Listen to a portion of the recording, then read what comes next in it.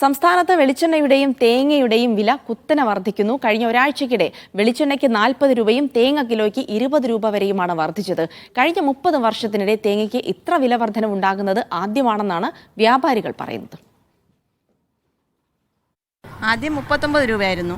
അതിൽ നിന്ന് പിന്നീട് 42 പിന്നെ അതിൽ നിന്ന് 50 രൂപയായി, പിന്നെ അതിൽ നിന്ന് 55 ഇപ്പോൾ 60 രൂപയായി. കഴിഞ്ഞ 3 മാസത്തിനിടെ തേങ്ങയുടെ വില കൂടിയതിനെ പറ്റിയാണ് ഈ പറഞ്ഞത്. കിലോയ്ക്ക് 45 രൂപയായിരുന്ന തേങ്ങയ്ക്കിന്ന് മൊത്തവ്യാപാരശാലകളിൽ 60 രൂപയ്ക്ക് മുകളിലാണ് വില. ചില്ലറ കച്ചവടക്കാർ നൽകുന്നത് 70 മുതൽ 80 രൂപ വിലയിലും. 60 രൂപ എന്ന് വെച്ചാൽ റെക്കോർഡ് വിലയാണ്. എൻ്റെ 35 വർഷമായിട്ട് എനിക്ക് ഈ മില്ല് നടത്തിയിട്ട് തുടക്കമാണ്. ഇതുവരെയായിട്ട് അങ്ങനെ വരെ ഉണ്ടായി. 45-50 വരെ പോയിട്ടുണ്ട്. 60 ഒരിക്കലും വന്നിട്ടില്ല. തേങ്ങയ്ക്ക് വില കൂടിയതോടെ എണ്ണയുടെ വിലയും ക്രമാതീതമായി ഉയരുകയാണ്. 180 രൂപയിൽ കിടന്ന എണ്ണവില ഇന്ന് 220 രൂപയാണ്. ഈ തേങ്ങ ഉണക്കിയാലേ കൊപ്ര കിട്ടുള്ളൂ. 60 രൂപയ്ക്ക് തേങ്ങ വാങ്ങിച്ച് കൊപ്രയാക്കുമ്പോൾ അതിൻ്റെ 1/3 നമുക്ക് കിട്ടുള്ളൂ.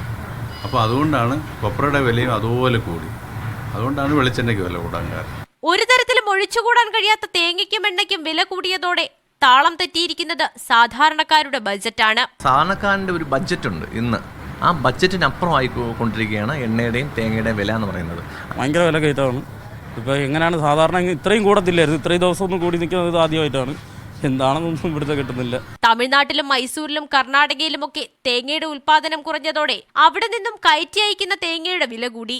ഈ വിലക്കയറ്റമാണ് കേരളത്തിലും വില കൂടാൻ കാരണം. ഡിസംബർ വരെയുള്ള കാലം സ്വതവേ തേങ്ങയുടെ ഉൽപാദനം കുറവുള്ള സമയമാണ്. അതിനാൽ അടുത്ത വർഷം ജനുവരി വരെ ഈ വിലക്കയറ്റം ഇങ്ങനെ തുടരുമെന്ന് സാരം. സ്വാന്തന സാജു, മീഡിയ 1, തിരുവനന്തപുരം.